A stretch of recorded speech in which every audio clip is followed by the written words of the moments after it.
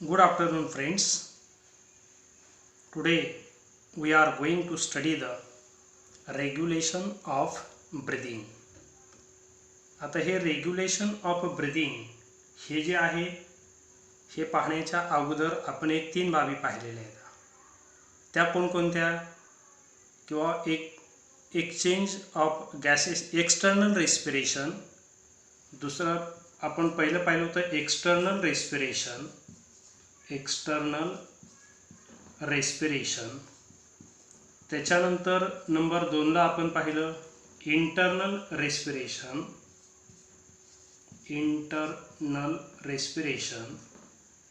आणि तिसरा जो प्रकार पाहिला तो म्हणजे सेल्युलर रेस्पिरेशन. आता ह्या तिघामध्ये आपण ह्या सर्व बाबी पाहिलेल्या आहेत. एक्सटर्नल रेस्पिरेशन कोणामध्ये होतं? तर external respiration it takes place between the lung alveoli and the blood which is present in the surrounding blood capillary. म्हणजे ह्या एक्सटर्नल रेस्पिरेशनमध्ये फक्त लंग्समधली एअर ही बाजूला असणाऱ्या कॅपिलरीच्या ब्लडमध्ये मिक्स होते. आता इंटरनल रेस्पिरेशनमध्ये काय होतं किंवा कुणाकुणामध्ये होतं? तर internal respiration it takes place between the blood and tissue. Blood आणि टिश्यूमध्ये जे होतं त्याला आपण म्हणतो इंटरनल रेस्पिरेशन. आणि सेल्युलर रेस्पिरेशन कोणाला म्हणायचं? The respiration which takes place at the tissue level, that is called as the cellular respiration. आणि ॲक्च्युअली ह्या in the presence of the oxygen cell can produces the energy आणि त्यालाच आपण म्हणतो cellular respiration. आपण हे सर्व पाहिलेलं आहे. आता त्याच्या आणखीन एक दुसरा एक थोडा पुन्हा आपण त्याच्यात पाहिलं होतं ट्रान्सपोर्ट ऑफ O2 कसा होतो, त्यानंतर ट्रान्सपोर्ट ऑफ CO2 कसा होतो, हे सर्व आपण पाहिलेलं आहे. आणि याच्यात एक विशेष बाब ही लक्षात ठेवायची की कार्बन मोनॉक्साईड पॉयझनिंग जे असतं, कार्बन मोनॉक्साईड पॉयझनिंग हे इथं लक्षात ठेवा की कार्बन मोनॉक्साईड पॉयझनिंग म्हणजे काय असतं की affinity of the haemoglobin for the carbon monoxide it is near about 250 times more than that of the oxygen. म्हणजे ऑक्सिजनपेक्षा हिमोग्लोबिनची ॲफिनिटी कार्बन मोनॉक्साईडला वाहून नेण्याची ही जास्त आहे. आणि in the presence of the carbon monoxide मग हा पुन्हा काय होतं की हा carbon monoxide it combines with the haemoglobin, तो हिमोग्लोबिनमध्ये मिक्स होतो आणि मग याचं काय तयार होतं? कार्बॉक्सी हिमोग्लोबिन तयार होतं. मग आता हा कार्बॉक्सी हिमोग्लोबिन एकदा तयार झाला की मग कार्बॉक्सी हिमोग्लोबिन जो आहे that carboxy haemoglobin block by the carboxy haemoglobin हा पॉयझनिंग करतो. मग इथं प्रक्रिया काय होती? The haemoglobin it is block by the carbon monoxide. म्हणजे हिमोग्लोबिनला कार्बन मोनॉक्साईड हा ब्लॉक करतो आणि prevent the oxygen from binding with the haemoglobin. म्हणजे हिमोग्लोबिन ऑक्सिजन हा बाइंड होऊ देत नाही हिमोग्लोबिनसोबत. आणि मग याचा परिणाम काय होणार?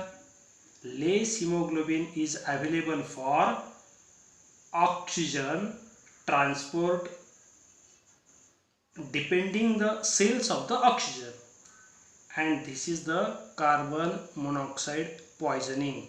म्हणजे तर एकच बाब लक्षात ठेवायची की पेशीला पाहिजे तेवढा ऑक्सिजन मिळत नाही, तेव्हा त्याला आपण म्हणतो कार्बन मोनॉक्साईड पॉयझनिंग. आता आपण याच्या आपल्याला जो मुख्य पॉईंट पाहायचा त्या पॉईंटकडे आपण येऊ. Regulation of breathing. आता रेग्युलेशन ऑफ ब्रीदिंग याचा अर्थ ब्रीदिंगची प्रक्रिया कशी होती आणि ह्या ब्रीदिंगमध्ये काय काय प्रक्रिया कशा घडून येतात.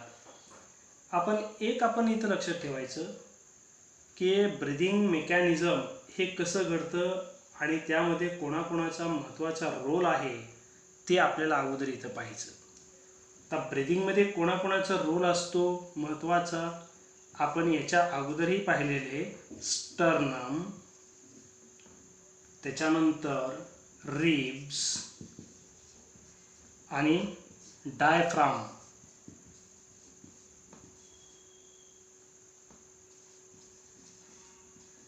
यांचा या ब्रीदिंगमध्ये महत्त्वाचा रोल आहे.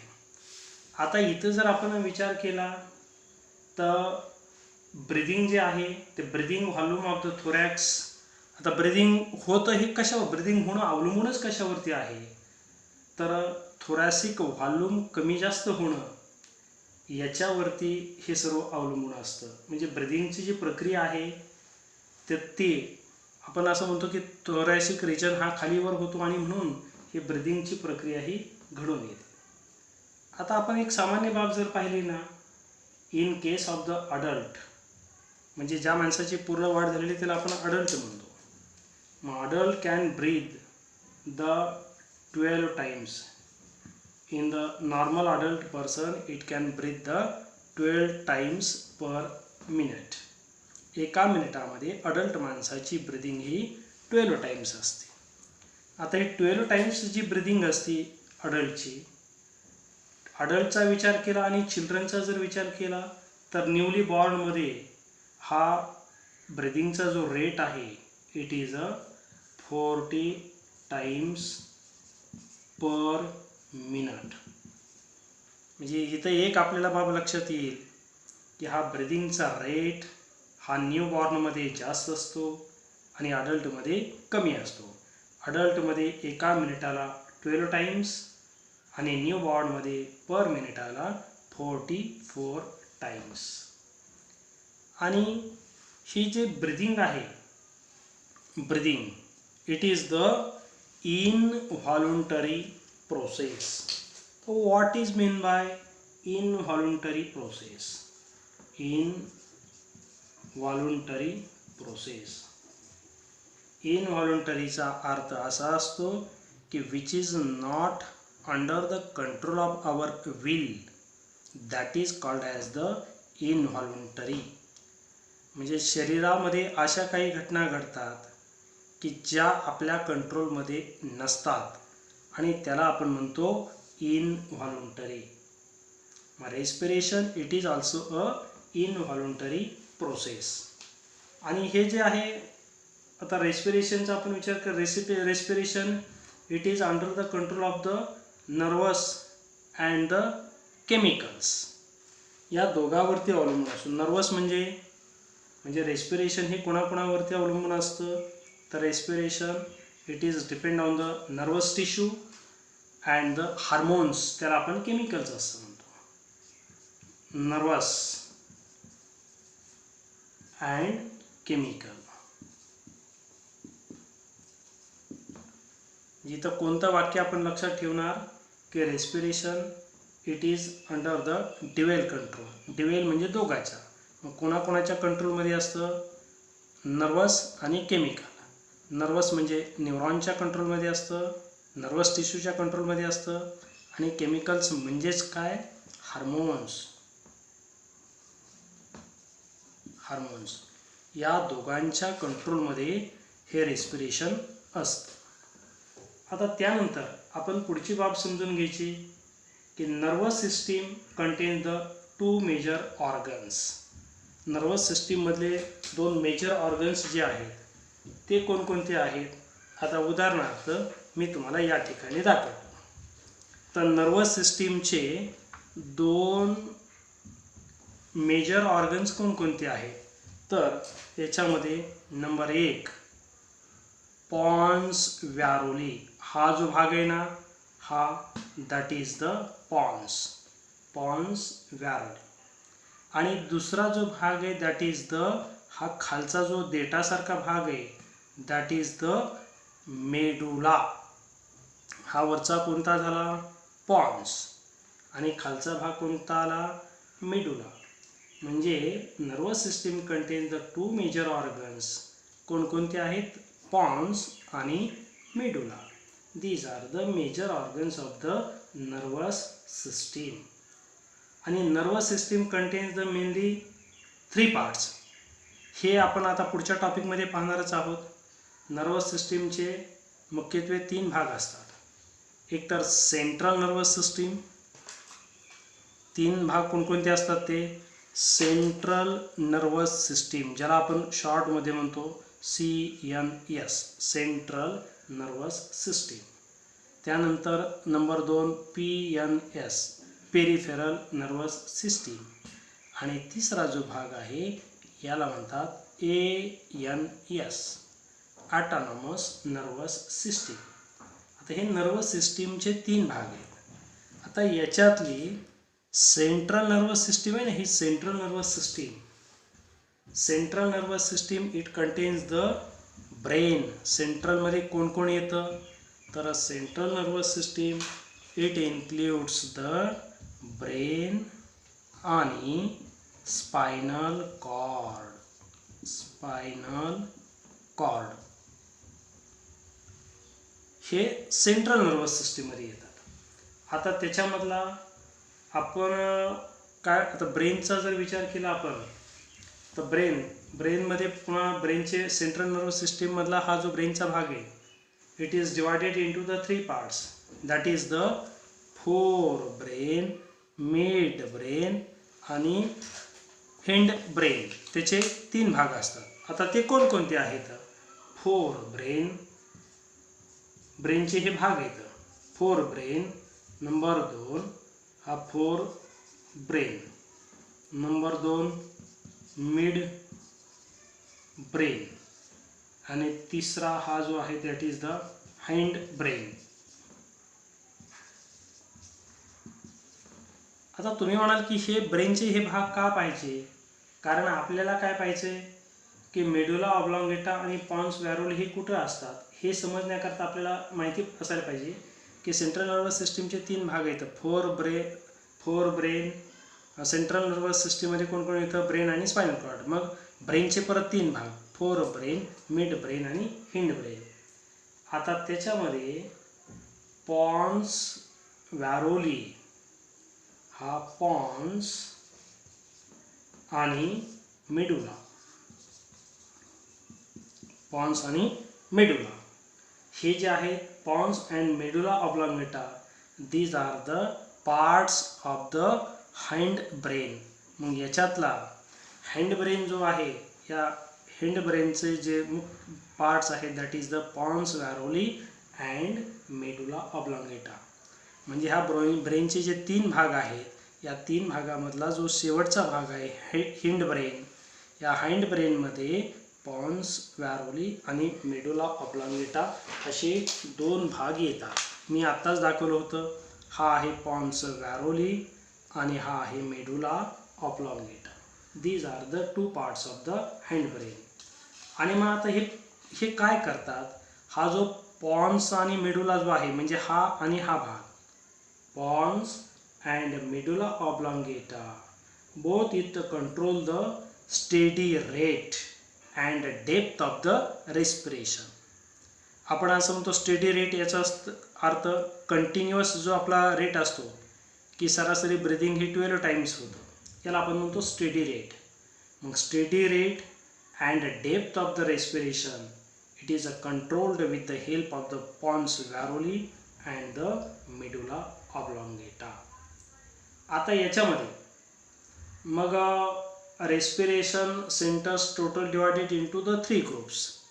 आता हे जे रेस्पिरेटरी सेंटर्स असतात मेडुला ऑब्लॉंगेटा आणि पॉन्स व्हेरोली यांच्यामध्ये रेस्पिरेटरी सेंटर्स आहेत, रेस्पिरेशन कंट्रोलिंग सेंटर्स आहेत की which control the depth of the respiration आणि त्याचबरोबर steady rate of the respiration. मग आता हे respiratory centres totally divided into the 3 groups. मग रेस्पिरेटरी सेंटर जे आहेत ना ते 3 ग्रुपमध्ये त्यांचं डिवायडेशन केलेलं आहे. मग ते 3 ग्रुप कोणते आहेत? नंबर 1, आता मी काय सांगतोय तुम्हाला की respiratory centres totally divided into the 3 groups. Respiratory सेंटरचे 3 ग्रुप आहेत. आता ते 3 ग्रुप कोणकोणते आहेत?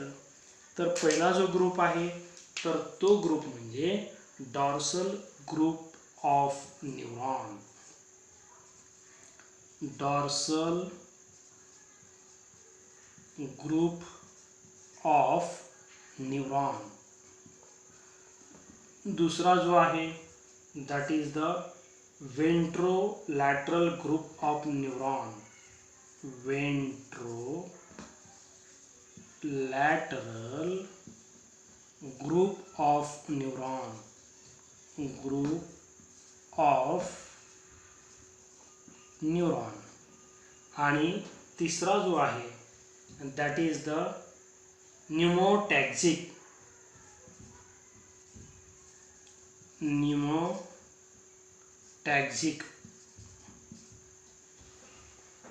आधी इथं स्पेलिंग काय आहे? PNEUMOTAXIC. आता त्याचा उच्चार असा पीचा ग्राह्य धरायचं नाही.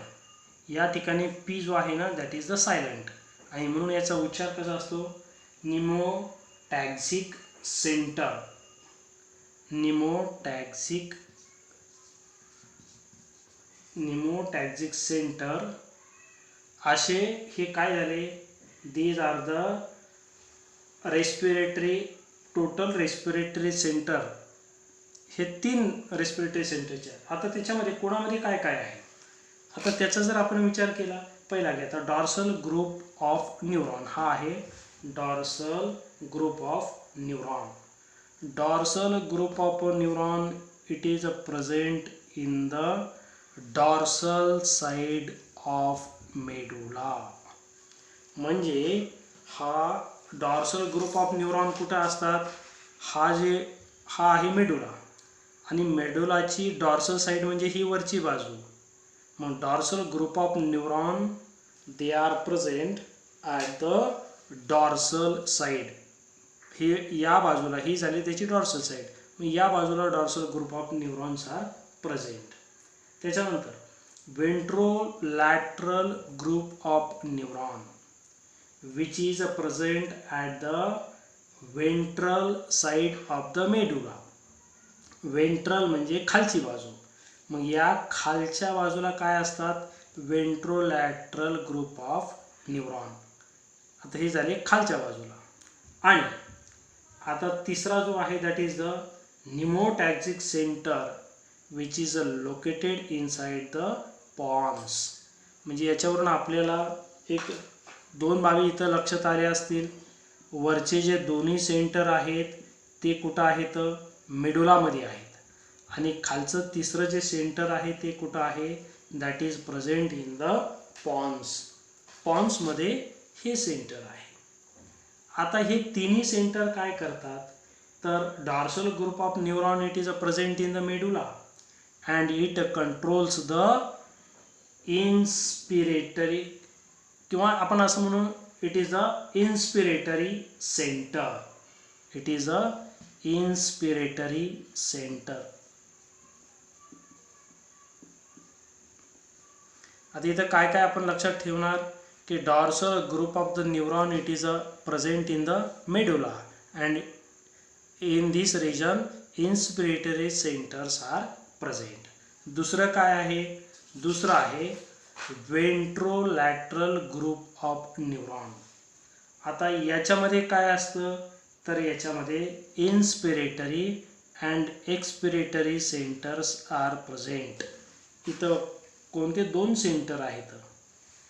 वेंट्रोलॅटरल हा जो आहे ना ventrolateral group of the neuron याच्यामध्ये inspiratory and expiratory centres are present. Inspiratory and expiratory centre. आता इथं आपण लक्षात काय ठेवायचं? Ventrolateral group of the neuron it is present in the medulla and in this region inspiratory and the expiratory controlling centres are present. आणि तिसरं जे आहे, तिसरं काय आहे? तिसऱ्यामध्ये आपण पाहिलं की pneumotaxic centre. Pneumotaxic centre it is a present in the pons, म्हणजे तो कुठं आहे, पॉन्समध्ये आहे. आणि तो काय करतं, याच्यामध्ये काय काय असतं, तर याच्यामध्ये न्यूमोटॅक्सिक सेंटरमध्ये it is a pneumotaxic centre inspiratory centres are present. याच्यामध्ये काय काय असतं बघा, इन्स्पायरेटरी किंवा inspiration it is a present in the pneumotaxic centre. त्याचबरोबर slow wave sleep, slow wave sleep, त्यानंतर rapid eye movement sleep, rapid eye movement sleep. It is present in the pneumotactic center which is present in the pons. आता ह्या तिघामध्ये कोणामध्ये काय काय आहे ते व्यवस्थितरित्या आपण लक्षात ठेवायचं. आणि त्याच्यानंतर आता आपण पुढच्या बाबीकडे आलं की ॲक्च्युअली मग आता मी कोणत्यामध्ये कोणकोणते सेंटर असतात ते सांगितलं. आणि यांच्यामध्ये अन्यूसिक सेंटर प्रेझेंट इन द, आणखी एक वेगळ्या प्रकारचं अन्यूसिक सेंटर असतं आणि दॅट अन्यूसिक सेंटर. आता याच्यामध्ये apneustic centre, apneustic centre, apneustic centre it is present in the medulla and it is a antagonistic to the pneumotaxic. म्हणजे याचं जे काम आहे ते न्यूमोटॅक्सिकच्या अँटीगोनास्टिक असतं. And it control the non rapid eye movement. याचं काम काय आहे, म्हणजे हा जो आहे न्यूसेटिक सेंटर, अन्यूसेटिक सेंटर. आता इथं पी हा जो आहे तो सायलेंट आहे म्हणून याला काय म्हणतात, अन्यूसेटिक सेंटर. म्हणजे apneustic centre it is located in the pons. ही बाब आपण लक्षात ठेवायची की तो पॉन्समध्ये असतो. Apneustic centre present in the medulla. Apneustic centre it is a present in the medulla. हा कुठं आहे, मेडुलामध्ये आहे. आणि it is a antagonistic to the pneumotaxic centre and it control the. आता मग हा काय काय कंट्रोल करतो, तर आय मुवमेंट. पण कोणत्या प्रकारची, तर it control the rapid eye movement. It control the rapid non rapid eye movement. Non rapid eye movement जे आहे ना, इट कंट्रोल द, आपण अगोदरही सांगितलं होतं, it control the non rapid eye movement. आणि त्याचबरोबर मुवमेंट वीकफुलनेस. आता हे काय आहे, वीकफुलनेस. वीकफुलनेस म्हणजे ज्याला आपण म्हणतो की जाग. या बाबीचं कंट्रोलिंग सेंटर हे कुठं असतं, that is present in the medulla. म्हणजे apneustic centre it is present in the medulla and it is antagonistic to the pneumotaxic and it control the rapid eye movement sleep आणि wakefulness म्हणजेच जाग. याचं centre कुठं असतं, तर it is present in the medulla. आता during inspiration the lungs expand. आता ही प्रक्रिया म्हणजे ॲक्च्युली रेस्पिरेशनचं, ब्रिदिंगचं जे आहे की प्रक्रिया कशी होती, और रेग्युलेशन ऑफ द ब्रिदिंग हे नेमकं कसं होतं, तर हे समजण्याकरता आपण आता इथं एक बाब लक्षात ठेवायची. ती म्हणजे कोणती, आता during the inspiration lungs become expand to the critical condition. आता हे लंग्स आहेत, मग इन्स्पायरेशनच्या वेळेला काय होतं, lungs become expand to the critical condition और क्रिटिकल पॉईंट. म्हणजे असे खूप लंग्स हे प्रसरण पावतात इन्स्पिरेशनचे, कारण हवा आतमध्ये भरली जाते ना. आणि त्याचबरोबर काय होतं, stretch receptor cells become stimulated. म्हणजे दोन बाबी झाल्या. इन्स्पिरेशनच्या वेळेला लंग्स हे एक्सपांड झाले. किती एक्सपांड झाले? To the critical point. आणि त्याचबरोबर stretch receptor cells stimulated. The stretch receptor कोणते असतात? Which receive the impulse, that is called as the receptor cell. मग या ठिकाणी ज्या रिसेप्टार सेल्स आहेत दॅट बिकम स्टिम्युलेटेड. आणि त्याचबरोबर एकदा का ह्या स्टिम्युलेट झाल्या, इट सेंड दॅट इम्पल्स. कुठं पाठवतील? It send the impulse to the expiratory centre of the medulla. Expiratory centre कुठं असतं? मेडुलामध्ये. म्हणजे आता इथं स्ट्रेच रिसेप्टार सेल हे स्टिम्युलेट झाल्या आणि त्यांनी काय केलं, हा जो इम्पल्स आहे it is send to the expiratory centre of कुणाचा? Medulla oblongata. म्हणजे या ठिकाणी जे एक्सपिरेटरी सेंटर आहे तिकडं हा इम्पल्स सेंड केला जातो. आणि तो इम्पल्स कोण घेऊन जातं? तर it is send with the help of the vagus nerve. या ठिकाणचे जे व्हेगस नर्व आहेत तो हा मेडुलाकडं इम्पल्स हा घेऊन जातात. आता एक्सपिरेशन सेंटर, मग त्याच वेळेला काय होतं की expiratory centre send out the inhibitory impulse to the inspiratory centre. म्हणजे आता इथं ही प्रक्रिया कशी झाली की ज्या वेळेला expiratory centre send out the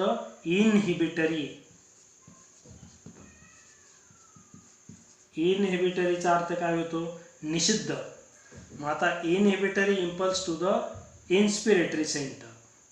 आता मी इथं ही बाब एकदा परत सांगतो. During the inspiration the lungs expand to the critical point. Critical पॉईंटला लंग्स हे एक्सपांड झाले. मग आता स्ट्रेच रिसेप्टार त्यावेळेला स्टिम्युलेट होतील आणि it send the impulse to the medulla oblongata with the help of the vagus nerve. हा impulse घेऊन कोण जाईल? तर व्हेगस नर्व जातील. आणि आता त्याच वेळेला मग लगेच काय होणार? Expiratory centre send out the inhibitory. Expiratory centre काय करतील? It send out the inhibitory impulse to the inspiratory centre. Inspiratory सेंटरला तो इम्पल्स सेंड करतील. आता तर निषिद्ध याचा अर्थ काय की प्रवेश नसलेला. मग इन्स्पिरेटरी सेंटरला तो इम्पल्स सेंड केला and the inspiratory muscles, what will be the happen? That inspiratory muscles become relax. आता या वेळेला काय होणार? inspiratory muscles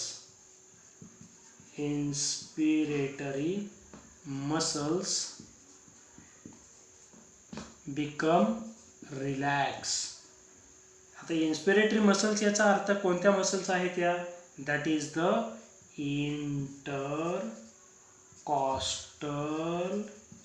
muscle. म्हणजे त्यावेळेला काय होणार?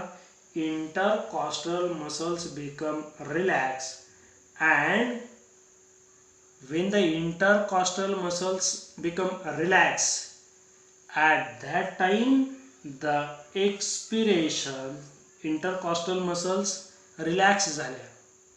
याचा अर्थ काय झाला की volume of the thoracic cavity become decreases and at that time the pressure on the lungs become increases and the expiration become start. Expiration get start. ते एक्सपिरेशन कधी स्टार्ट झालं? जेव्हा इंटरकॉस्टल मसल्स रिलॅक्स होतील. Intercostal muscles relax होतील त्यावेळेला expiration get start. आणि thus the inspiratory center is longer inhibitory and the new respiration begins new respiration begins and these events are called as the, हे जे आहे एकानंतर एक घटना घडून येतात मग this event it is called as the hearing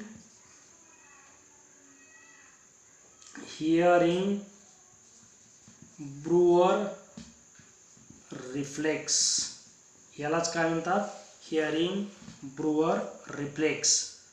What is a hearing Brewer? Hearing Brewer, it is a name of the terror scientist.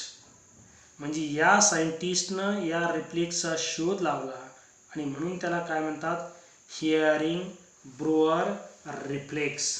आता हा हिअरिंग ब्रुअर रिफ्लेक्स हा काय सांगतो किंवा याचा सिद्धांत काय आहे, तर hearing brewer reflex controls the, काय काय करतो तो, नंबर 1 हिअरिंग ब्रुअर रिफ्लेक्स हा काय काय करतो, number 1 it controls the depth of respiration. It controls the depth of respiration. Hearing Brewer's effect हा काय करतो, it controls the depth of the respiration. Number 2 पुन्हा आणखीन एक त्याचा एक फायदा असा होतो किंवा it also prevent the lungs from the inflammation to the point of bursting. ज्या वेळेला इन्स्पिरेशन होतं खूप मोठ्या प्रमाणामध्ये हवा ही लंग्समध्ये भरली जाते आणि एखाद्या वेळेला किती हवा भरली जाते, तर त्याचं जे लिमिट आहे म्हणजे इक्वलायझेशनचा आपण मागे रूल पाहिलं होता की ज्या वेळेला बाहेरच्या वातावरणाचा हवेचा दाब आणि शरीरामध्ये असणाऱ्या लंग्समध्ये हवेचा दाब जोपर्यंत इक्वल होत नाही तोपर्यंत हवा भरली जाते आणि त्याच्यापेक्षा हवा जास्त भरली जात नाही आणि मग याच्यामुळं हिअरिंग ब्रुअर्स रिफ्लेक्समुळं काय होतं, तर it prevent the bursting of lungs. आणि त्याचबरोबर it can voluntary changes or pattern of the breathing, it is a changes with the help of the hearing Brewer reflex. आणि लास्टली की व्हॉलंटरी जे control असतात याचे, म्हणजे voluntary control is a protective because it enable to use the prevent the water and the irritation of gases, irritation of किंवा irritating the gases from entering the lungs, म्हणजे हे जे लंग्समध्ये त्यांना येऊ देत नाही. आणि त्याचबरोबर असे हा जो हिअरिंग ब्रुअर्स रिफ्लेक्स आहे याच्यामुळं या ब्रीदिंगचं रेग्युलेशन घडून येतं आणि म्हणून की hearing Brewer reflex, it is a very essential. Okay, we stop here. Thank you very much.